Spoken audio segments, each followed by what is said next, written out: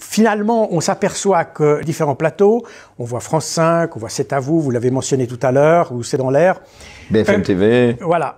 On a des experts qui ne sont pas des experts, qui se prétendent experts, qui ne connaissent rien à la stratégie russe, qui ne connaissent rien à la manière de penser des Russes, qui ne connaissent rien à la manière de penser des Ukrainiens, et qui créent finalement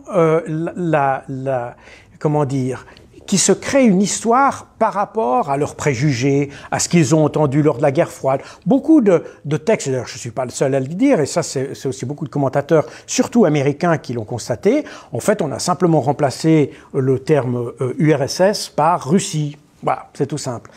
Et en réalité, la guerre, d'abord l'État, la Russie n'est pas l'URSS, l'armée russe n'est pas l'armée rouge, même s'il y a beaucoup d'éléments doctrinaux qui sont restés, mais là encore on les connaît mal. On a une image un peu simplifiée de la doctrine, de la manière dont les Russes font la guerre. En réalité, on s'aperçoit que, et d'ailleurs c'est la raison pour laquelle aujourd'hui on est surpris de les voir avoir du succès, avec finalement relativement moins de pertes que ce qu'on imaginait. On pensait qu'ils n'avaient pas de moyens, que leurs soldats étaient épuisés, qu'ils n'avaient plus de matériel, que leur logistique était à bout, qu'ils avaient tiré tous leurs missiles au bout d'une semaine. Puis en réalité, on s'aperçoit qu'ils continuent à tirer des missiles, qu'ils ont une logistique qui suit parfaitement. On voit qu'ils ont une rotation normale de leurs troupes et que finalement le moral des militaires russes est bien supérieur à celle du moral des Ukrainiens. Et on a même, alors bon là il faut y mettre peut-être quand même des bémols parce que les interviews d'Ukrainiens peuvent avoir été faits comme ci ou comme ça, donc je ne veux pas prendre ça comme étant la parole de l'Évangile, mais néanmoins on voit que certains prisonniers ukrainiens disent on est mieux traités que nous, comme nous traitons les prisonniers russes. Donc tout ça indique quand même qu'il y a une réalité qui est très différente de celle qu'on voit dans nos médias. Et alors ce qui est intéressant, de nouveau je reviens un peu là-dessus, c'est que... Mais comment vous expliquez ça, ce traitement de la part des médias occidentaux? Écoutez, alors la question se ramène à une autre question que j'ai posée à la fin de mon livre, c'est pourquoi est-ce que ce conflit est plus blâmable que les autres conflits qu'on a vus avant?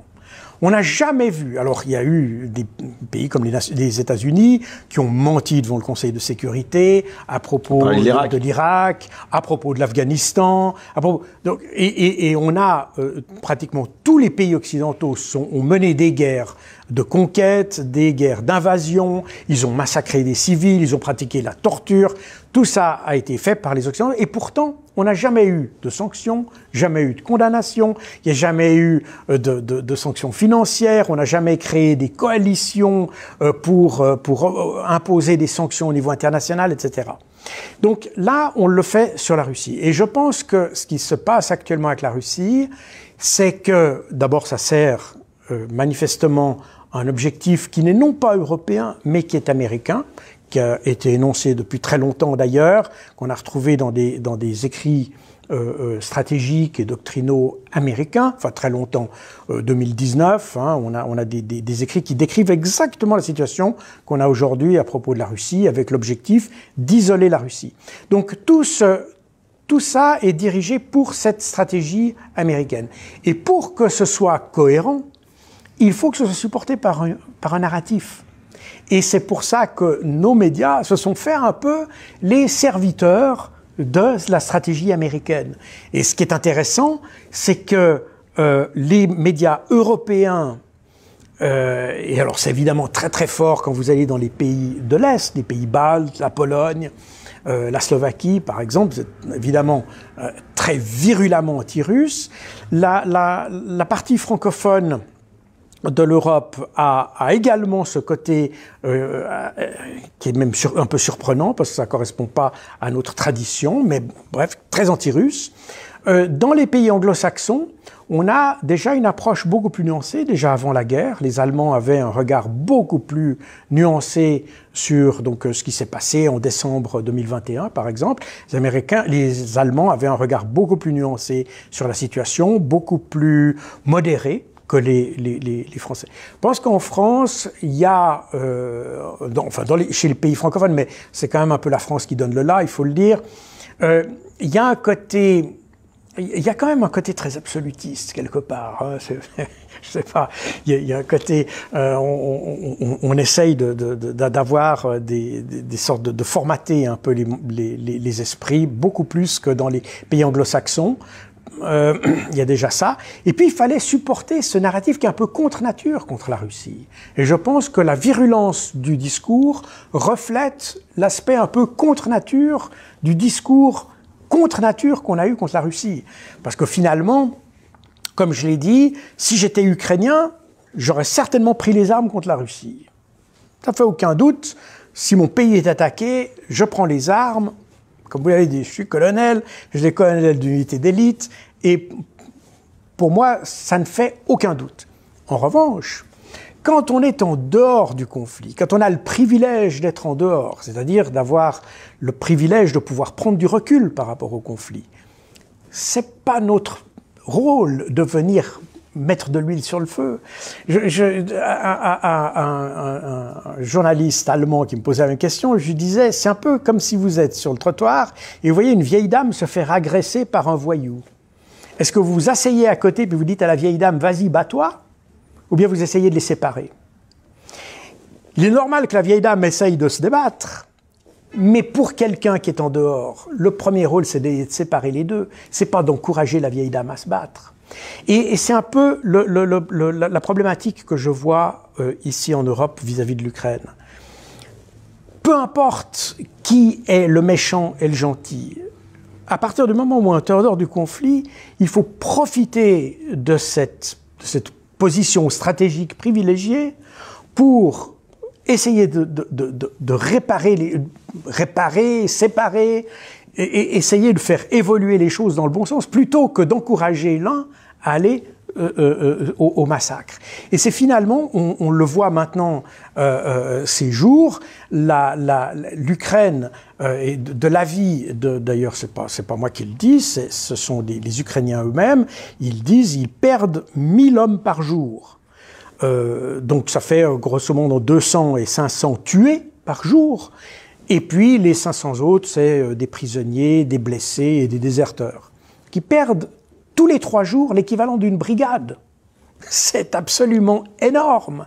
Et ça veut dire que les Ukrainiens sont en train de perdre la fine fleur de leur société, parce que finalement, c'est en principe les jeunes qui vont au combat, et c'est sur eux que devrait reposer la reconstruction de l'Ukraine. Or, nous, au lieu de les séparer et de profiter pour négocier, ce qui me frappe, c'est que, par exemple, l'Union européenne n'a fait strictement aucun effort pour aller négocier. On ne parle pas avec Poutine, on ne parle pas avec un dictateur. Bon, on ne parle pas, mais alors l'alternative, c'est naturellement de les pousser à la guerre. Et donc, on leur donne des armes. Je vous rappelle que quand il y a eu, le 25 février, donc au lendemain de l'offensive russe, Zelensky a proposé des négociations à la Russie. Et la Russie a dit, OK, on commence des négociations. 2 jours plus tard, l'Union européenne arrive et dit, non, vous négociez pas, on vous donne 450 millions d'euros d'armes. Faut vous battre. La même chose s'est produite fin mars.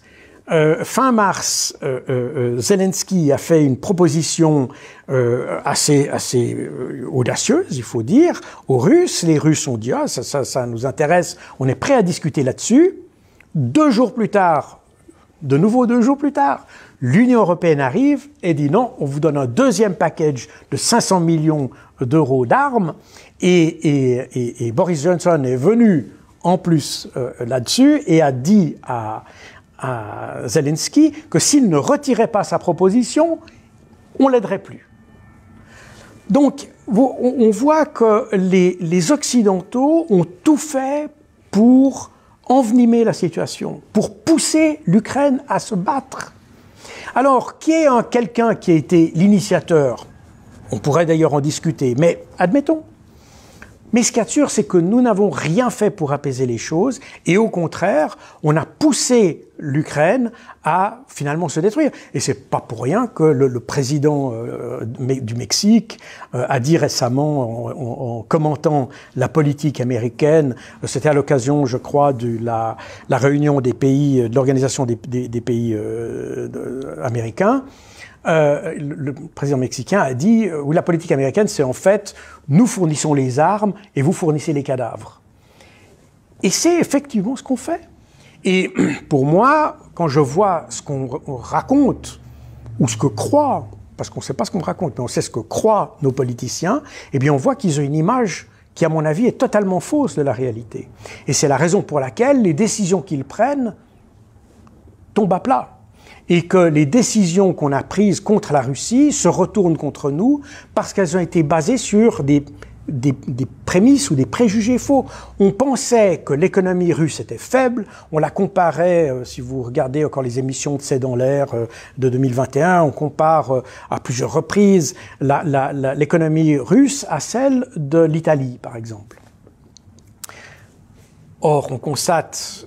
Et on a l'air de découvrir, mais on le savait déjà avant en réalité, mais on a l'air de découvrir aujourd'hui que peut-être bien qu'au niveau du volume global, ça représente à peu près ce que en fait, peut-être plutôt l'Allemagne que l'Italie, mais bref, on peut discuter sur les détails. Mais surtout, c'est que l'Italie a une économie qui est considérablement endettée et qui est donc extrêmement vulnérable, alors que l'économie russe est une économie qui n'est pas du tout endettée. C'est ce qui fait sa robustesse. Donc quand vous prenez des sanctions contre un pays qui n'a pas de dette, donc qui n'a pas de vulnérabilité par rapport à l'extérieur, eh bien, il ne se passe pas grand-chose. Et je ne dis pas qu'il ne se passe rien du tout, certainement que les sanctions ont une petite efficacité, mais on est très loin de ce que nous disait Bruno Le Maire, qui voyait un effondrement de l'économie. Et c'est plutôt notre économie qui, elle, ne se porte pas bien. Du coup, c'est plutôt notre économie qui se porte pas bien. Parce qu'on pensait qu'en fermant le robinet du gaz, eh bien, Poutine allait se dire « Ah ben, flûte, les Européens n'achètent plus de gaz, qu'est-ce que je vais faire avec mon gaz ?» Et puis, c'est presque enfantin, alors que le gaz, tout le monde en a besoin, donc il a suffi de fermer un robinet puis d'en ouvrir un autre, et Poutine reçoit d'ailleurs aujourd'hui, il reçoit à peu près 2 ou 3 fois plus que ce qu'il aurait gagné si on n'avait pas fermé les robinets en Europe. Donc c'est une absurdité. On dit on est dépendant de la Russie. En fait, on n'est pas dépendant de la Russie, on est dépendant de l'énergie.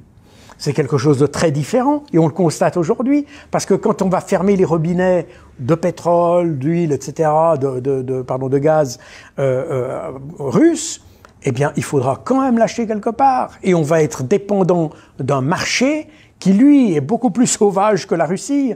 Donc, on va payer beaucoup plus cher et on le verra dans nos factures d'électricité ces prochains mois. Donc, on voit que la manière dont nous jugeons la situation nous fait prendre des décisions qui sont erronées et nous pousse dans de mauvaises solutions. Et c'est ce qu'on a aujourd'hui. Et c'est ce contre quoi je lutte. Et on a fait, c'était la même chose, mon livre sur gouverné par les fake news parle également, par exemple, de l'Afghanistan. C'est la même chose. On a pris le problème du faux côté. Résultat des courses, pendant 20 ans, l'OTAN a été en Afghanistan et l'année passée, au mois d'août, eh bien, les talibans sont revenus comme 20 ans auparavant. Simplement, entre-temps, on a ruiné une économie, on a tué des dizaines de milliers, centaines de milliers de personnes, mais on n'a rien changé. Donc, pas tout simplement parce qu'on a apprécié au départ le problème faussement. Même chose en Irak, même chose en Syrie, même chose en Libye, même chose au Niger, même chose au Mali.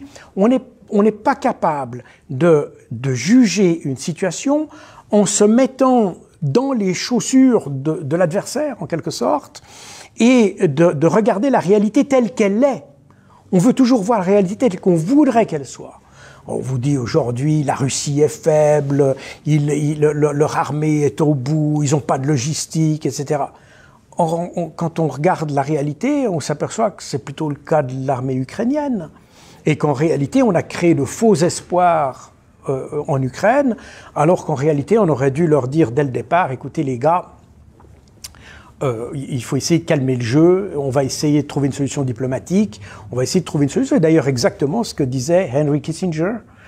Et je pense que c'est simplement la voie du bon sens. Et on voit aujourd'hui, beaucoup plus qu'en France d'ailleurs, dans les médias anglo-saxons, on a une rhétorique qui va beaucoup plus dans le sens de Kissinger, qui dit maintenant, les gars, on est en train de gaspiller. Vous pensez que si Donald Trump avait été au pouvoir en ce moment, eh bien, cette guerre, elle aurait eu lieu?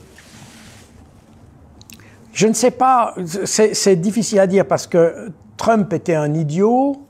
Mais il avait l'avantage d'avoir une sorte d'intelligence animale, quelque part. Il n'y a pas eu un seul conflit mondial pendant son... Non, effectivement, parce que c'est pour ça que je parle d'intelligence un peu animale. C'est quelqu'un qui a un sens inné des gens et qui a un sens du business. C'est un homme d'affaires, c'est pas un guerrier.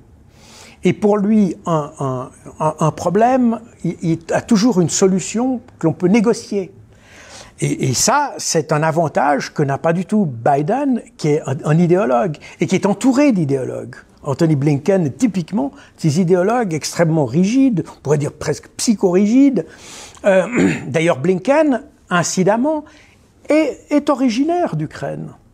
Donc il y a quelque chose qui est assez intéressant là-dedans. Peut-être que les psychologues pourront faire des études intéressantes, mais on a une énorme rigidité, et même pas en faveur de l'Ukraine, mais contre la Russie. Parce qu'en réalité, c'est plus une guerre contre la Russie que pour l'Ukraine qu'on fait.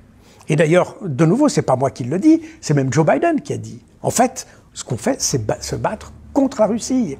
Et l'Ukraine, et c'est ça aussi qui me choque dans toute cette affaire, indépendamment de ce qui se passe dans le terrain, c'est dans notre approche du problème, on n'a absolument pas pris en considération ce que souhaitaient les Ukrainiens. On leur a pratiquement imposé ce qu'ils devaient souhaiter et on a imposé notre manière de voir de façon à pousser l'Ukraine dans la direction que nous voulions, c'est-à-dire affaiblir la Russie. Parce que, comme je l'ai dit précédemment, on a une stratégie qui a d'ailleurs été écrite. Elle a été écrite par un think tank, le think tank du Pentagone, qui est le RAND Corporation, qui est un organisme qui a été créé à la fin de la Deuxième Guerre mondiale pour réfléchir à la stratégie nucléaire, à l'époque, la stratégie nucléaire américaine. Et depuis, ce think tank est resté, c'est le principal centre de réflexion externalisé du Pentagone. Et ils produisent des analyses, des conseils, des stratégies pour le Pentagone. Et en 2019, ils ont établi 2 documents pour une stratégie qui consiste à déstabiliser et isoler la Russie. Et ce qu'on voit aujourd'hui, eh bien, c'est les têtes de chapitre de ces stratégies. Donc, je n'invente strictement rien, c'est écrit, et vous pouvez télécharger le document, ces 2 documents. Un, c'est Extending Russia, et l'autre, c'est Overextending and Unbalancing Russia. Ces 2 documents se trouvent sur Internet, vous pouvez les lire, et vous verrez effectivement que tout ce qui se déroule aujourd'hui a été écrit en 2019.